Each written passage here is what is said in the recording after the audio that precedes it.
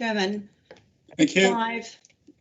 5, 4, 3, 2, 1, and you're live, Chairman. Good afternoon and welcome to this Joint Standards Committee meeting on Tuesday, the 27th of October 2020. My name is Councillor Michael Helm and I am the Chairman of this committee. And your video feed is off when not addressing the committee. This will reduce background noises and avoid any unintentional disturbance. This meeting is being hosted remotely, streamed live and recorded. And by being present in the meeting, you are giving your consent to being recorded. Members and officers, during each item, please use the chat function of the meeting to indicate if you wish to speak. I will then invite you at the appropriate time. Members are reminded that apart from indicating you wish to speak or that you have to leave the meeting, the chat function should not be used for questions or any other purpose. Please do not raise your hand function as this is not available on members' devices. When speaking and referring to the agenda papers, please ensure you reference a page and a paragraph number. And last, if members need to leave the meeting at any point, please do make this known and use the chat function to signify that you need to leave the meeting. Now, if I may ask officers taking part in the meeting to introduce yourself, starting with Mr. Quelch. Mr. Quelch. Yes, thank you, Chairman. Good afternoon, Simon Quelch, and I'm the lead legal specialist and monitoring officer.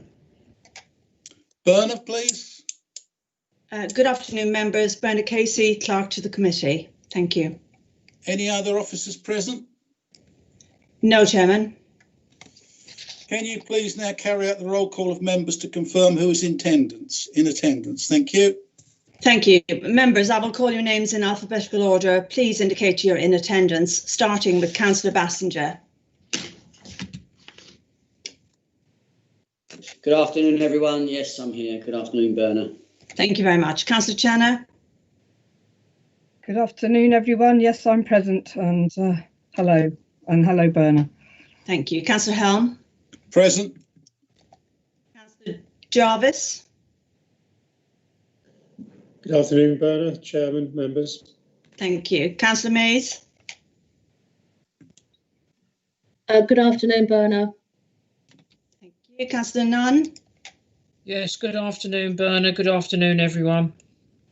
Good afternoon. Councillor Siddle. Yeah, good afternoon, Berna, present.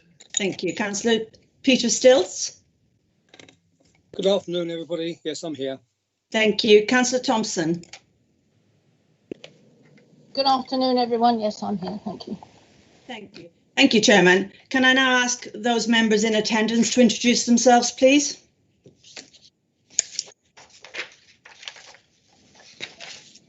Berna, I'm here. Councillor Wendy Stamp. Lovely. Thank you, Councillor Stamp. Good afternoon, everybody. I'm sorry, who was that second person? Sorry. Oh, Councillor Lagan. Thank you. Thank you. And of course, Councillor Morris. Councillor Morris. Thank you very much. Thank you, Chairman. Apologies for absence, please, Berna. Well, yes, we've received apologies. This is rather strange now. Apologies for absence from Councillor Stamp, and we've got Councillor Siddle substituting for Councillor Stamp. That's because now she's leader of the opposition. Even though she's in attendance today, she cannot actually formally attend the committee. I hope that makes sense. Thank you very much. It's part of the Constitution. Thank you. Thank you. Minutes of the last two meetings held on the 3rd of September. It's recommended that the minutes of the meeting held on the 3rd of September found on pages 5 to 20 are approved as true and accurate record. I so move. If you wish to second that motion, please turn on your video, unmute your microphone and state your name now, please. Councillor Nunn, seconded. Thank you. Is there no matters, accuracy matters in this at all? Yeah, Mr. Chairman, it's Councillor Mays. Yes. On page 10, paragraph 3, the Equalities Act is the 2010 Act, not the 2020 Act. Thank you. Have you got that, Berna? Yes, I have. Thank you very much, Councillor Mays. No worries. Right, do we want to take a vote on this or do we do this by assent? Agreed. Approved. Agreed. Right, thank you very much for that. Declarations of interest to disclose the existence and nature of any disposable pecuniary interests or other pecuniary interests or non-pecuniary interests relating to the item of business of the agenda having regard to paragraph 6 to 8 inclusive of the Code of Conduct. Members are reminding that they are also required to disclose any such interests as soon as they became aware, should the need arise throughout the meeting. If any member has an interest to declare, please use the chat function now to indicate, and I will invite you to speak. Is there anybody, Berna? Councillor Thompson, Chairman. Councillor Thompson. Thank you, Chairman. Yes, I have I'm not sure that it's certainly not a pecuniary interest, and I don't think it's a non-pecuniary interest, but I certainly have a conflict of interest in the complaints part of the proceedings, so I shan't be participating or voting. Thank you. Thank you for that. Anybody else? Councillor Siddle. Councillor Siddle. Thank you, Chairman. I'd like to declare a non-pecuniary interest in terms of the complaints part of the process, because some of the complaints took place or were directed perhaps at me. However, I don't think that compromises my position in terms of looking at those items. Thank you for that, Councillor Siddle. Anybody else? No, Chairman. Right, we move on to item 5. Oh, sorry. That's fine. Sorry, Chairman. Carry on. Committee on Standards in Public Life, Best Practice Recommendations. Simon, please. Okay, Chairman. Thank you very much, Chairman. Yeah, this report really came about because the committee, it's a government committee set up by the government on on standards in public life, sent out, as you'll see, a letter to all councils setting out its best practice recommendations that it had produced in a report in 2019. And you can see my appendix 1 is the letter from the Committee on Standards in Public Life, and that sets out 15 best practice recommendations that are relevant to the council, relevant to the Joint Standards Committee. And what they want to do is they would like a response from the council in relation to whether they accept those best practice recommendations. Now, there's no legal obligation on the council to respond to them. They are only a committee set up by the government. But obviously, when I got that letter, I brought this matter to the committee. Obviously, it's good benchmarking to see how our own practices go, how the council's practices go. So you will see in my appendix 2, page 27, you will see that I've set out each of the best practice recommendations in ordinary type, and then my response in italics under each one. Chairman, would you like me to go through them one by one? I think so. That'd be best for everybody, I think. OK, well, best practice 1 says that local authorities should include prohibitions on bullying and harassment in codes of conduct. It should include a definition of bullying and harassment, supplemented with a list of examples of the sort of behaviour covered by such a definition. And you can see that I've put in a definition. It very much, the harassment bit very much focuses on the Equality Act and the protected characteristics. The bullying is much wider. And then I put in some examples. Now, the definition comes from ACAS, so it's not my work. And the examples also are provided by ACAS as well. And what I'm suggesting is that this definition of bullying and harassment is not entered into the Code of Conduct itself, but is put as a footnote, in which case it doesn't really require full council to agree the amendment. You would only need full council. You can only make a recommendation on the revision of the code. Full council makes the decision on that. But as this is purely clarification on what those mean, I believe this committee can do that if it wants to. So this will be a footnote in the Code of Conduct. Shall I stop there, Chairman, for any members to, Chairman, for you to... Would any members like to ask some questions, please? Yes, Councillor Nunn and Councillor Channer. Councillor Nunn, Councillor first, and then Councillor Channer. Thank you very much, Chairman, and thank you, Simon, for your introduction to that. I feel personally, Chairman, that we would be very foolish as a council if we did not take notice of this and if we did not adopt these principles.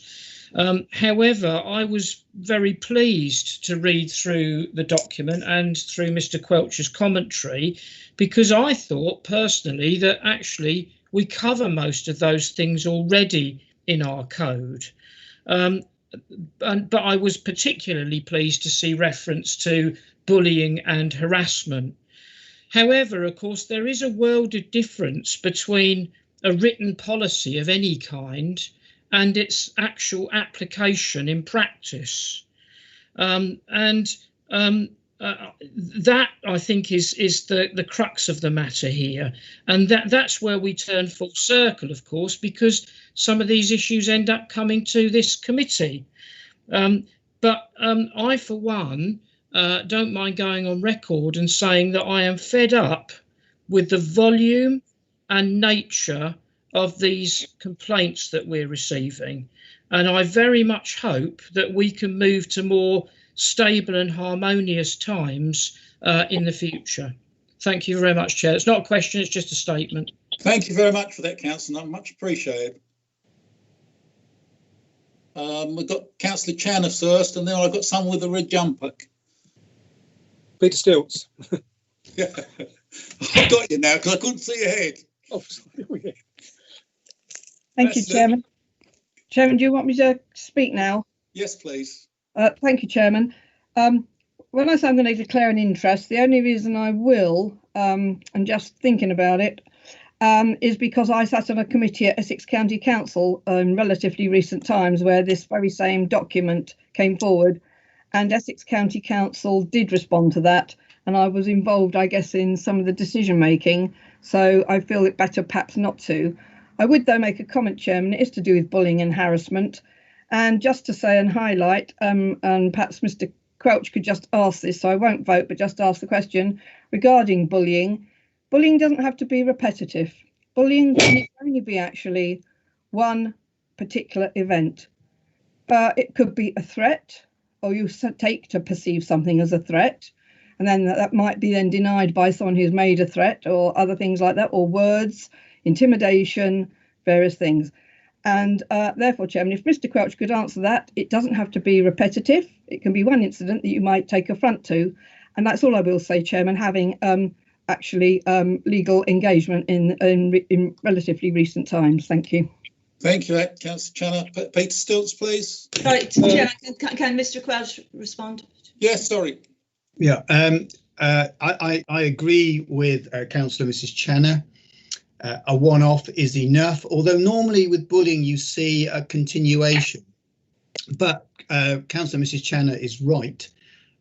It can be a one-off one. And I think what's particularly relevant, Chairman, if I may bring in something, particularly following on from something sort of adding on to my own explanation of what that Councillor Nunn said, if you see the examples of bullying, they are one-offs, as Councillor Mrs. Channer has said, but they often are a continuous pattern. And you'll see also one of them, which is very relevant to this council, is the second line of the examples of when copying memos that are critical about someone to others who do not need to know, ridicule or demeaning someone. So, and that's very relevant sometimes to the practices of some members who copy in everybody about a particular member or a particular complaint. And this is described by ACAS as an example of bullying or harassment. So these are not my examples, they are ACAS's examples. Perhaps, Chairman, I could just say one other thing, not so much in response to Councillor Mrs. Channer's question, but I ought to have mentioned this at the beginning, that I forgot to mention it, is that the Local Government Association are in the process of drafting a new model code of conduct. And the latest I've heard, and I heard this only the end of last week, is that they are proposing to issue a new draft at the end of this year. So some authorities may feel making revisions or additions to their own old code is premature. I don't quite share that view, simply because we don't actually know for sure whether that code is going to come out. These things tend to take longer than we think. And also it may well be that the new code is something that this particular council doesn't want to adopt anyway. But I just mentioned that, Chairman, as something I should have mentioned at the beginning. Thank you very much. Peter, I believe you wanted to Peter Stilts, was it? And then Norm yes, after that, I believe. Sorry. Yes. Regarding what Mr. Quelch just said, I think the last thing is best. If we get it in now, we've got it there, and it may actually prove to be a guide to the authority that's doing their code. They may look at it and say, oh, that's something good. Right, now back to this. Who is this for? Is it for the staff, employees, or for councillors? Because I'm not quite sure, because we're under code of conduct and they're under employment, etc. But does it cover everybody across the thing? And I believe it says in the document, it should be at the bottom, it's got to be in the document, a definition as to what is considered to be bullying has to be stated. There's no doubt as to whether someone's doing wrong or not. Otherwise, it could be held in defence that what the council considers bullying is not properly defined and therefore being unacceptable. That's it, thanks. Simon, would you like to answer that, please? Just dealing with that second point first, I agree with Councillor Stilts. Yeah, I mean, I think that's right. If you've got a definition, then that makes it easier for the Standards Committee when it comes to make a decision. It's got an objective standard with examples. So I agree with that. The second point is this definition only applies to the local code of conduct. This whole paper is to do with the members' code of conduct and doesn't apply to the employees' code of conduct. That suffice? Mr. Chairman, yes. So what happens if we get from employee to councillor, or the other way around, which is unfortunately more likely to happen? How does cross-reference happen with that then? Simon? Obviously, if an employee makes a complaint against the councillor, that will be under the local code of conduct. So if the committee agree, for example, the definition of bullying and harassment, then that's what the committee would have in front of it.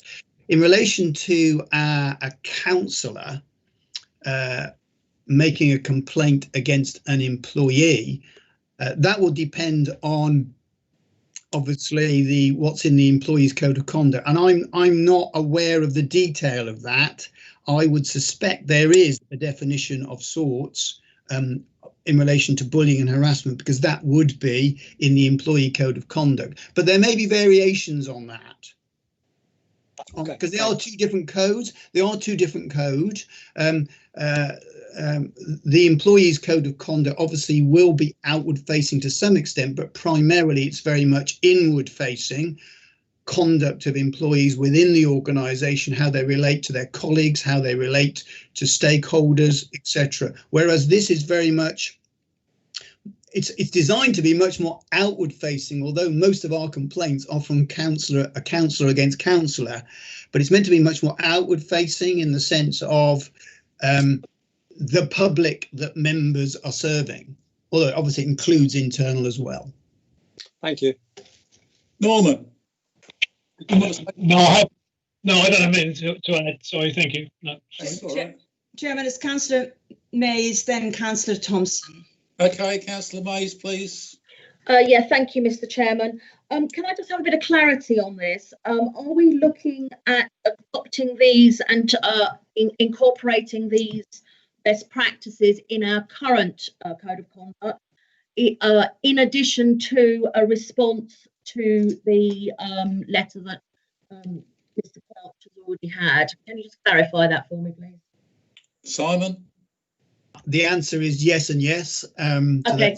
I just wanted to make sure that I'd understood this correctly. Yeah, no, I thought, well, what I'm suggesting in my report is that we make any the committee make any changes, like on this best practice one here and now, and then we can respond to the committee, the government committee, saying we agree with you and we've done it. Okay, thank you. Councillor Thompson? Thank you, Chairman. A question through you, please, probably to Mr. Quelch. I'm assuming that these standards apply across the board and would not be expected to be varied according to the councillor, according to one's normal demeanour or style. I presume that the standard of behaviour expected is absolute. Thank you. Yeah, if we're looking at best practice one, for example, the examples of bullying and harassment, yes, they are not subjective. And I think that's the point that Councillor Stilts, the good point that Councillor Stilts was making, that you need an objective standard when you come to make a decision on bullying and harassment. Obviously, you will take account of the feelings of the person that is the victim as well. We know in today's world that's very relevant. How does the person feel themselves? But you still need this objective standard. So yes, this is objective rather than subjective. Thank you, Simon. Is anybody else? Councillor Siddle, did Councillor Thompson want to come back? Sorry. No, sorry, I was just saying thank you. Thank you, Chairman. Thank you. Okay, Councillor Siddle, please. Siddle. Thank you, Chairman. Are we going to, my first question is, are we going through each of these best practice one at a time, or are we discussing the whole, is my first question. Well, Simon's been through the whole lot, I believe. And it's not, we've only talked about best practice one. Okay. Simon, what do you want to do? Well, I think, Chairman, I asked you, should I go through each one by one? And I think you felt that was a good idea. So I'm still on best practice one. I'm in your hands, Chairman. If you would like to do it globally, I can do that and just let members ask questions of me on all the matters. That might be quicker. On the other hand, if you want to be more thorough, I can go through it one by one. So I'm in your hands, Chairman. What would you prefer, Councillor Siddle? I'd prefer it going through one by one. One by one. More thorough. So on best practice one, to Mr. Quelch, yeah, I think this is a very important definition to put into our code of conduct. However, if we are going to put it into the code of conduct for members, it does need to be perhaps modified so it reflects a member's role, because some of this is sort of employee related. So I don't know whether we can alter it slightly so that it becomes more orientated towards a member's role. Excuse me. The other thing as well is, in terms of a member, we, as we've discovered, part of being a member, part of being a politician, is to have to deal with rough and tumble, as it were, and verbal rough and tumble of the situation. So yeah, bullying could be a one-off event, but my view in terms of a member's role is it's more likely to be something that is more ongoing in terms of behaviour between members, or a member to an officer perhaps, which is slightly different to perhaps an employee situation. So that's mainly my comments. Any more, Councillor Siddle? On best practice one, no. Chairman, Councillor Thompson would like to make a suggestion. I believe. It was only on a question of process, Chairman. Thanks. I wondered if members would actually like to do this by exception and talk about the ones they want to talk about specifically rather than every single one, but it's just a thought. Thank you. Is that a proposal? Oh, well, no, not as such. Not as such. It was just a case of not spending time reading stuff out if everyone's already happy with it. Thank you. Members, what would you like to do? No, Mr. Chairman, Councillor Mays, I think we should continue and do due diligence on this. Furthermore, I really feel that the recommendations from here should go to full council for full consideration by everybody. Thank you. Chairman, Councillor Channer would like to come back on this, please. Councillor Channer, please. Thank you, Chairman. Sorry, I couldn't see to get myself unmuted. Thank you very much. Just to say, respect Councillor Siddle's view, but I do appreciate members need to be in the rough and tumble. But I would say that actually a one-off event for a councillor can be very much a real issue in terms of bullying, harassment, intimidation, and matters you might perceive as a threat. And I don't want to go into details how I know I can substantiate that, but I know that I can. How do I get out? I'm sorry. Mr. Chairman. Yes. I'd like to come back to that. In my particular case, having sat in the council chamber, my complaint was actually ignored, and I felt extremely harassed, and I was very distressed at the bullying that took part. It was a one-off, as the Councillor Channer said, and I would agree totally with her position on that. Okay, so we were going to run through the rest, or we're going to do members.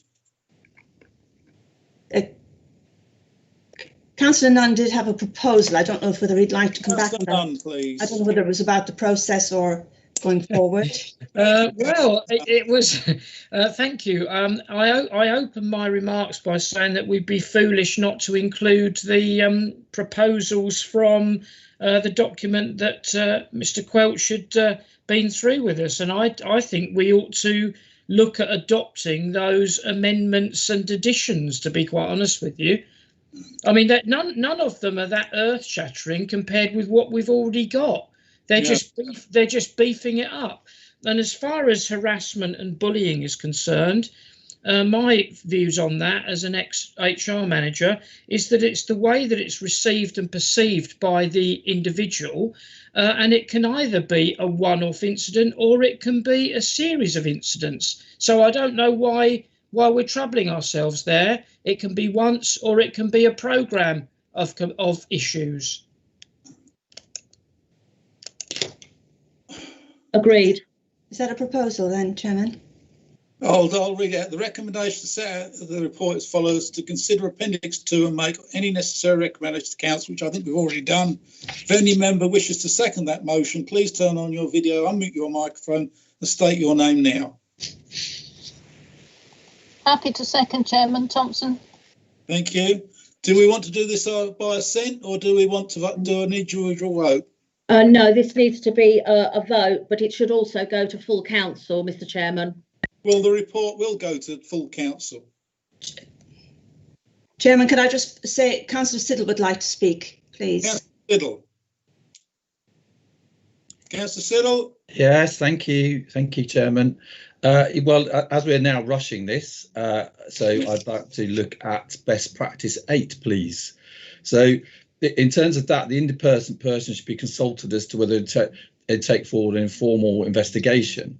Now, we know that in terms of our constitution, in terms of our process, in the summer, the constitution was not covered properly in terms of best practice 8 when a report came back to council. However, it wasn't our monitoring officer, it was a monitoring officer from another council that was appointed in terms of that investigation. Now, at that particular time, I did a lot of research and investigation into our constitution and process, and also the constitution and process for the other council. And when you look at our constitution and download it, it's a complete and utter mess in terms of the process. So there are lots of amendments, lots of changes, lots of different colours. So trying to follow it, yes, there's lots of track changes to that document. So one thing I would suggest in terms of best practice 8 is that our procedure and our constitution for joint standards is tidied up so that when you read it, it's clear and understandable, because at the moment, I don't think it is. Thank you. Simon, your comments, please.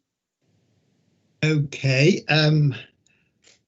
The procedure was agreed by council, as I understand. This was before my time. I think it was a little bit before I came in September 2017. I personally have no difficulty following it. I consult it all the time whenever an investigation comes in. In terms of best practice 8, I'm sure Mr. Hodson will confirm this or not confirm it, but I constantly am in contact with him whenever there is an investigation, and at the very beginning as to what should be done with the complaint, I am in touch with him. And when I look at the procedure note in it's Article 7, it's in the Articles of the Constitution, and it's number 7. I'm clear in my own mind what it means. I mean, that may be, to be fair to Councillor Siddle, simply because I've used it on arguably too many occasions. I've had to go through it, so I'm familiar with it. And maybe someone reading for the first time, I don't think it is simple. I agree with that. I don't think it's a simple procedure. But I think if you study it, it is clear. And the reason it's not simple is because there are a number of alternatives. And I think trying to simplify it would be very difficult. So can I come back, please? Yes, you may. Yeah, so I'm not asking you to sympathise it, Simon. When one of the things that, and we had a discussion, and I had lots of discussions at that particular time with you and the other monitoring officer and the directors of the council. And when you look at that particular part, which is stage 2 of the process, where the independent person is consulted, in terms of the next step there, it's not clear as to what the next step would be. And we had the situation in the summer where we had that next step. And according to my understanding, the next step in terms of that process is the report comes to the Joint Standards Committee. Now, in that particular situation, it didn't. So somewhere along the line, the process has not been followed. And therefore, to me, there is a question about when that independent person is spoken to at stage 2, where that particular process goes to. So that's my query. Simon. Chairman, yeah, okay. We're dealing with obviously a specific case. Now I'll deal with that specific case then as an example of the process. Councillor Siddle's right, I wasn't involved at that particular point. There was an outside monitoring officer from Castle Point who was handling the matter. And because I was a part of I was interviewed by the investigator, I had to stand completely away from it, and I did so. The process as I understand it, the procedure as I understand it, is that when a report is completed, it can either go to the Standards Committee, or the monitoring officer, in consultation with the independent person, can still, based on the recommendations of the investigating officer, can still opt for an informal resolution rather than putting it to the Joint Standards Committee for a decision on whether there's been a breach, and if so, what sanction, if any, to impose.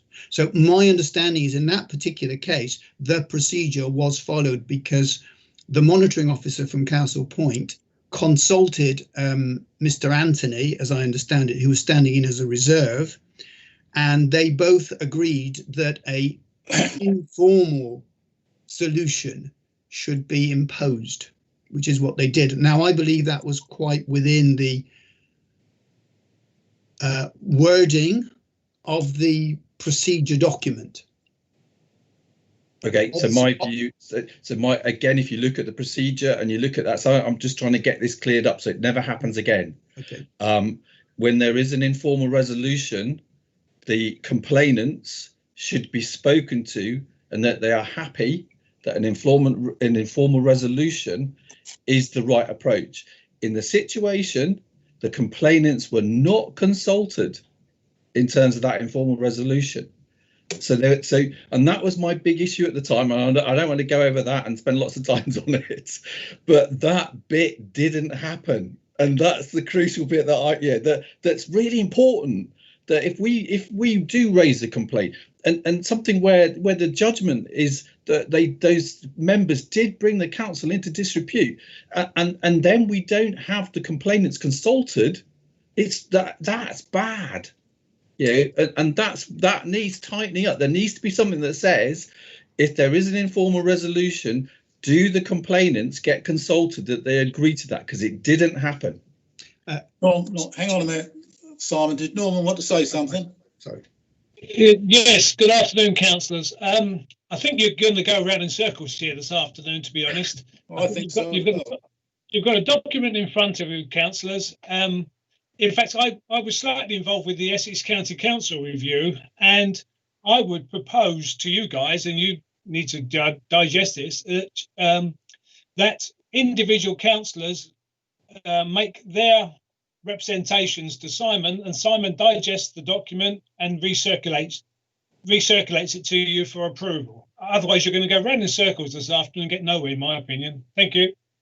Thank you very much for that, Norman. I will give way, and I've made my point. Okay. And I don't want to bang on about it. Okay. Simon, did you want to say anything more? Yeah, I think Councillor Siddle still makes an important point that probably does merit clarification for all members on the committee about the process. I know that's not part exactly of best practice 8, although it's linked to it, and that is that in the procedure agreed by council for dealing with complaints, there is nothing in it about going back to complainants, and you wouldn't expect there to be, in my view, because the investigation process will normally involve the investigator in speaking to the complainants and addressing how they felt about the particular incident, what their expectations are from the investigation, and then for a monitoring officer to go back and then say to the complainants, well, I'm thinking of doing A, B, and C. Are you happy with that? Really is almost another part of an investigation that has already taken place. If the investigator's done his or her job, then they will have spoken to the complainants and they will have understood those particular issues. I think it complicates it if the monitoring officer then has to go back to the complainants and say, well, what do you think?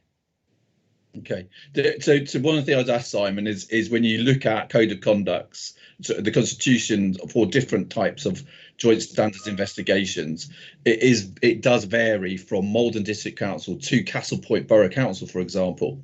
So the two are different. And the monitoring officer from Castle Point Borough Council, it does say that at that particular point, after consulting, that you go back to complainants. It doesn't say that on the Malden District Council one. So therefore, that's why I had that big query about it all, about where do we go at that particular stage in stage 2. That's all I want to say. All right. Shall we now move on? Simon. No, Chairman, Councillor Mays, Councillor Thompson, Councillor Nunn and Councillor Jarvis would like to speak. Start in that order then, please. Mays. Thank you, Mr. Chairman. Really on from Councillor Siddle, I agree with his position. I also think that if we are sending a investigation outside, we should make it very clear where the report comes back to. And because it was such a serious situation in the example that was quoted, that should have come back to a JSC. If we are not believing that predetermination is a serious code of conduct breach, then we are very mistaken. Further, and my other point relates to, can we please go back to best practice 3 or 2 or wherever we've got to, because we're now going to start to jump all over the place and we're going to lose track of what we're doing. Thank you. Who was else then, please? Councillor Thompson, Councillor Nunn and Councillor Jarvis. Councillor Thompson, please. Thank you, Chairman. Presumably, if an outside investigator takes over, whether they're a monitoring officer elsewhere or whatever, then they're going to follow our code of conduct and its processes, not some other one. That would be silly. I was actually going to echo Mr. Hodson's suggestion that we come back with our ideas to Mr. Quelch, but apparently we're back to going through one by one. But we do need to bear in mind, members, that we can only recommend to council, and we can obviously debate it there, and there'll be a report there. Thanks, Chairman. Councillor Nunn, please. Thank you very much, Chair. I mean, I understand why the conversation is going the way it's going, but instead of reviewing the words of the procedure, we are doing what I said at the start of this meeting, which is actually we're looking at its application. And that's not what we're being asked to do with this agenda item. This agenda item is about reviewing the document in line with the words from the standards in public life. And I come back to the point that we would be foolish as a council not to adopt those amendments and changes. Now, I've got a seconded proposal on the table, Chairman. I'm happy to withdraw that proposal in favour of Mr. Hodson's suggestion, if it would suit other members, that Mr. Quelch tidies up the document with the amendments, gets it round to all of the members here. We say whether we're happy with it or make any changes, and then we endorse it to go to full council. Thank you very much to the councillor. Was there anybody else after that? Yes, Chairman, Councillor Jarvis. Councillor Jarvis.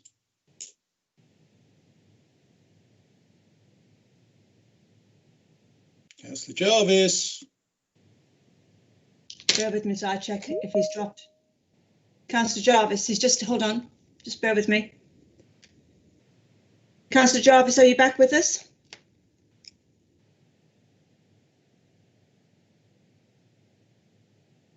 I've just admitted him. Yeah, apologies there. I think I must have pressed the wrong button. Chairman, yes, just on the second point that Councillor Nunn mentioned, firstly, that sounds like a jolly good idea, which I think was Mr. Hodson's idea, that perhaps we take a bit longer to go through these points and go back in more detail on them. So I sort of endorse that. But I did just want to, without wishing to prolong the discussion unnecessarily, if it's not on the agenda, I just wanted to comment on Councillor Siddle's point, because I do feel it's really very important, and I'm not sure that Simon Quelch has given what I consider to be a clear answer on that. I can quite understand that there will be circumstances whereby it might be appropriate to deal with the matter without going to JSC. But that would have to be in a situation where clearly perhaps there wasn't a serious offence. It would sound to me, and I'm not surprised to hear that other councils have come across this issue and got it written into their code, that there would be some consultation with those people who've made the complaints, because it would not be a serious issue. The people making complaints might say, well, that's fine, well, I'm happy if it's going to be dealt with like that. But you can't have a situation where we're silent on the matter, where you could have a situation that might be a very serious complaint that then doesn't come to JSC, because that means that Joint Standards Committee aren't in the sort of right running order, it seems to me. So I would have thought, I'm not happy about the way that decision was made. I think either it automatically has to come to Joint Standards, or the complainants are given the opportunity to say, yeah, we're happy that it's been dealt with effectively, in which case, it would probably be not a serious offence. So I'm not happy that sounds to me like unfinished business. And I think I would like to ask Simon Quelch to review that part of our code and to review what other councils do if they've come across this issue and they've bottomed it out, and that we adopt something that's really clear. Because I know that an awful lot of councillors felt that that report should have come to Joint Standards Committee. They were told it was going to come to Joint Standards Committee, and at the last minute it seemed to get pulled. And some offences which were clearly described as very serious then got rebadged as not really, you know, sort of the lowest possible sort of complaint. I'm not happy how that was dealt with, but that's historical. But let's ensure that it doesn't happen again, which is Councillor Siddle's point. And so let's ask, I would ask councillors to ask the committee to ask Simon Quelch to go away and add something in that part of the code so that this doesn't occur again. Thank you, Chairman. Can I hear from Simon Quelch, please, through you, Chairman? Simon? Yeah, I think I make my view very clear, Councillor Jarvis, on that point. I think it's duplication and complication if you have a provision in the process that requires on every occasion the monitoring officer to go back to complainants. For example, let's just say there was in that. What about if Joint Standards Committee, should they have to go back to complainants? Because can I make a point of clarification, Chairman? We're talking about not a situation where it's going to go to Joint Standards Committee. Obviously, that would be a complete duplication and a waste of time. We're talking about a situation where some could make the accusation that it looked like it was being tucked under the carpet, where an informal decision was going to be made. Now, in those situations, I agree there might be a scenario where it is the right thing that we don't take it to JSC, but the caveat would be that it would be an informal decision. Informal implies that it's not a very major offence. Therefore, in those situations, the complainants must have the opportunity to be involved in the process, as they clearly do in other councils. Perhaps I could bring in another dimension, Chairman. Please, Simon. That one of the things that's lacking in a lot of other processes where complaints are made is that you have someone that administers the complaint system, or an investigating officer, and then it might go to another body to make a decision. But the Localism Act has introduced a very important person into the process that isn't in normally other complaints process, and that's the independent person. And this is really where the independent person would come in. Where a report is completed, then the next stage, according to our process, is that the monitoring officer then has to consult with the independent person about the contents of the report and whether that should go to JSC or whether it should be dealt with informally. And this is really where you could say you're going to get a very objective, neutral view, because the independent person is very much treated by the government, and you'll probably see in these recommendations. And if you consider the report of the Committee on Public Standards, the independent person is a very important person. And the Localism Act focuses on the importance of the independent person. So I would, my view would be that that is where your control is. If you have a sort of a monitoring officer that, because he's an employee or she's an employee, they have a particular bias. We all as human beings have biases. Then the independent person can step in and say, no, that's not the way to go with that. Okay, well, through you, Chairman, I'll just make one final comment, if I may. I considered some of those offences that were committed to have been very serious, in my opinion, and yet it got dealt with in an informal manner and was then rebadged on a number of occasions by various councillors as the lowest possible offence. That was the net result of the way that was handled. Again, I repeat, I think it should have come to JSC, or I think complainants should have been consulted. Not to have a system that copes with one or other of those, I think, is deficient. Thank you, Chair. Right. Berna, was there anybody else? Yes, Chairman, Councillor Channer and then Councillor Mays. Councillor Channer, please. Thank you, Chairman. I am here. I'm sorry here, Chairman, if I'm going to appear a party pooper now. No. The agenda item is about the document that Mr. Quelch has received, and the intended response is to be given back to that body. We're hearing the way forward from the independent person, which sounds very sensible to me, Mr. Quelch can make some of the amendments he may have heard today, send it round to all of us. We then go back to Mr. Quelch with our respective views, and we can then see the finished document with those implied or put in. That is what Essex County Council did. The issue now we're on, Chairman, with all due respect, and, you know, I can understand where people's feelings are on this, maybe.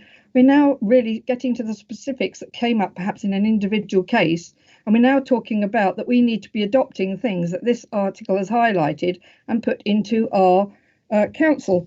This committee, Chairman, under its terms of reference, does have the right to advise the council and local councils on the adoption or revision of the applicable member code of conduct. Now, I'm thinking, Chairman, that needs to be for another meeting. That can be for the chairman of this committee to put that an agenda item, and that I feel is the correct place for these suggestions that are now coming forward, because to me, they are not actually to do with the matter of the agenda item. It's triggered the thinking, and I respect that. But I don't think this is the vehicle that we should be making recommendations to council on as a result of our responses to this body. I mean, what they come back with in the autumn or whenever they're going to come back with something is another matter. I think there's two separate issues being debated here, Chairman. And really, I propose, Chairman, that we do follow Mr. Hodgson's suggestion that Mr. Quelch applies some of the amendments we're talking about, circulate to all members, we go back with our views, and then the document, the responses to the body that's approached us goes back. As for the issue of the other matters, which Councillor Jarvis, Councillor Siddle and some other members may feel needs to be that council adopts or reviews the code of conduct or the process or whatever, then with all due respect, I think that needs to be a separate agenda item at another meeting and do a revision of the code of conduct and processes or whatever at that time, Chairman. Sorry about that, but sorry to be a party pooper. Thank you very much for that. Bernard, have we got one more? Because I think we really need to move to get this moved on. I believe Councillor Mays have something else to say. No, that's the last comment. Sorry, Bernard, I did through the chair. Actually, I would totally agree with Councillor Channer and support that view. Thank you. Yes, and Councillor Jarvis has already seconded Councillor Channer, but should not put it in the meeting chat. Thank you all for that. We'll move on and get Simon to amend and whatever and send it out to us, and then we can go forward. So Chairman, sorry, can we be clear? Because the original recommendation in the paperwork was to recommend to council, so regarding Appendix 2. So we're actually going forward now with Councillor Nunn said the exact same thing. So yes. we're taking it as Councillor Channer's proposal or Councillor Nunn's proposal, seconded by Councillor Jarvis. Yes, that's right, both of them. Because both proposals were the same. Pretty much, yes. Yeah, I'd just like to be clear, if I may. I was seconding Councillor Channer's proposal that the issue I spoke on a moment ago came to a future meeting. That was the proposal I was seconding. Okay. Councillor Nunn, are you prepared to step down and do it that way? Yes, as I said, Chairman, if it moves forward, I'm happy to withdraw my original proposal, but I don't think we're a million miles apart. No. It's about Simon beefing the document up, rewriting it, getting it out to everybody. We can comment on it, and then it can go to full council. But we can have an item on a future agenda to discuss the issues in hand. That's right. Yeah. But Chairman, when I made my proposal, I'm talking about under our terms of reference, advising the council and local councils on the adoption or revision of the applicable member code of conduct or processes. So I'm not just centering on that one issue. It may be there's other matters that other members of the committee might have they want to raise. It's just that I felt we were beginning to mix two different things into That's correct. Meeting. Yes, I agree. Right. Can we do this by assent, or do you want to go to the vote? A recorded vote, please. Recorded vote, then, please. Chairman. So, Chairman. Peter, can we make it clear exactly what we're doing?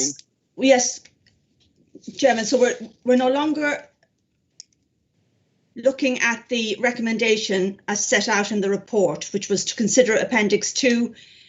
I suppose it's pretty much the same thing, and make any necessary recommendation to council. We're now slightly amending it, going with Councillor Nunn's proposal. If you could repeat that, please, before we go to the vote, that would be really helpful. Thank you, through the chair. Thank you. So my proposal is this then, that we as a committee wish to adopt the suggested changes. We ask Mr. Quelch to revise the document, distribute it to all members here for comment, and then we bring it back to committee and take it to full council. But we have a separate agenda item next time to discuss the matters in hand. Thank you very much. Sorry, Chairman, I'm a bit confused now. I thought we were going to look at the document. Oh, sorry, Mr. Quelch was going to look at the document, amend it, send it round to all members. We would pass our comments back. We might see it, but get it on to council. Does it need to come back again to this committee? Because that's a delay. I just put on the table. And again, I reiterate my proposal. I'm talking about the terms of reference, not just the matter that seemed to have come up with a particular case, but to look at revision or processes and other things. There could be other matters members want to raise. So that would be the chairman's prerogative to bring that back and for a discussion on our, the code of conduct, etc., and processes. But I think Mr. Welch answered it actually, but I'm just trying to move things forward, and we're getting too muddled, I feel I am, in two separate issues. Councillor Thompson, did you want to say something before we move? Oh, yeah, I did, please, Chairman. I haven't had lots of discussions, and it is, as Councillor Nunn said, mostly about application of these rules. I haven't actually heard, I don't think, any members suggest that the list of best practice recommendations needs to be amended. So can't we just agree the recommendation, send it to council, and all our thoughts can go there? So I'm happy with Councillor Nunn's proposal. The other issues are side issues, and they should be dealt with at another meeting, because that isn't talking about best practice. And I've got one or two thoughts on that myself about always getting the complainant's approval, because that hasn't always worked in the past. So that's a whole different matter and should come to a different meeting. Thank you. Chairman, would you permit me just to... yes, please, because we're getting stuck here. Yeah, I'm a little bit confused about what the committee are proposing that I do, I have to say. I think, just as Councillor Thompson said, I'm not aware of any amendments that the committee have made to Appendix 2, particularly, other than I think Councillor Siddle mentioned that it should be the definition was, I'm not sure if it was Councillor Siddle, but someone, one of the members talked about, it was Councillor Siddle, yeah, that we should make it more councillor based rather than employee based, and that I probably need to look at that a bit more carefully. I think that's the only amendment that I've heard a member suggest. So I'm not sure if I to use the words beef it up, I'm not sure in what way I beef it up other than doing what Councillor Siddle said.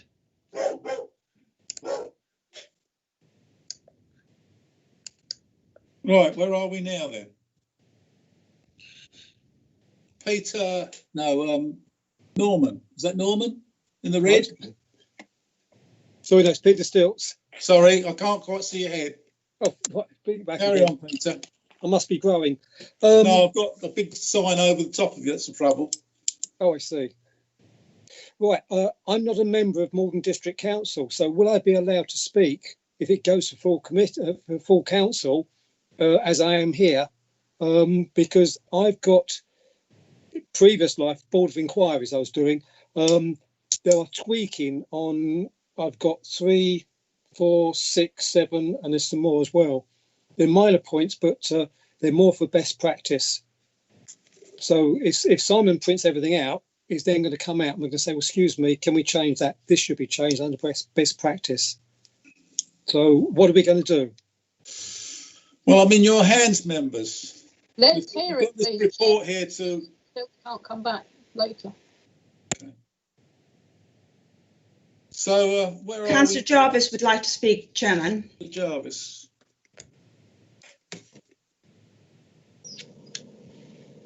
Thank you, Chairman. Yeah, Councillor Nunn's put a proposal on the table, I felt, which sounded quite sensible.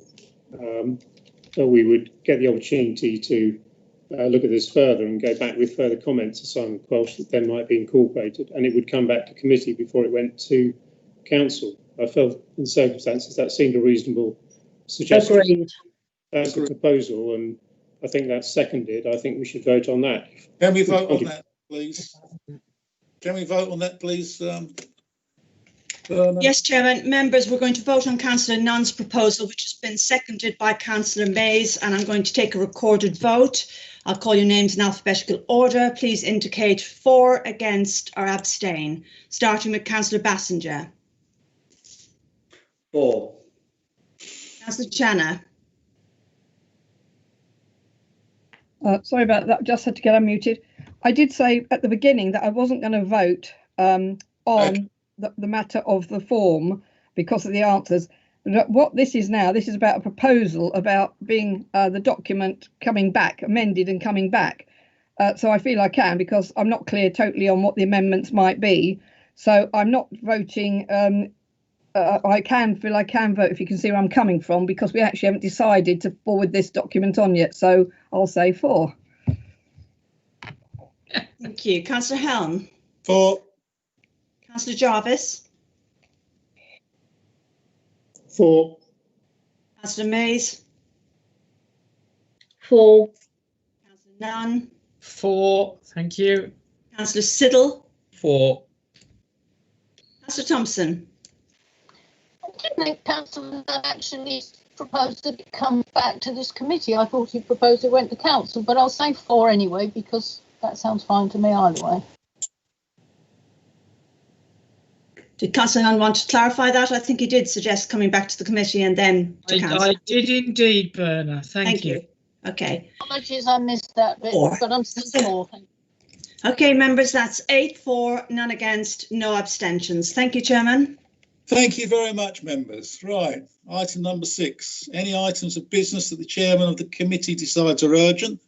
Members, I have an item to consider is urgent and I consider should be determined at this meeting. It relates to a complaint by a councillor against himself and another councillor. The two complaints are connected. All members will have seen the two complaints because the complainant not only emailed the monitoring officer, but all members. I believe they should be dealt with as a private and confidential matter following consideration of the existing report at item 8. With that in mind, I now move to item agenda 7 to include this urgent item under the resolution that the public and press are excluded under paragraph 1 and 6b to schedule 12A of the Local Government Act 1972. I second that, Chairman. Thank you. Everyone in agreement? Agreed. Right. To resolve that under section 100A(4) of the Local Government Act 1972, the public be excluded from the meeting for the following items of business on the grounds that they involve the likely disclosure of exempt information as defined in paragraph 1 and 6b of part 1 of the schedule 12A to the Act, and that this satisfies the public interest test. And I will now ask committee service to end the live public stream to the public along with the recording of the meeting. And I'll ask any non-committee members not in attendance to now leave and members of the public. Thank you.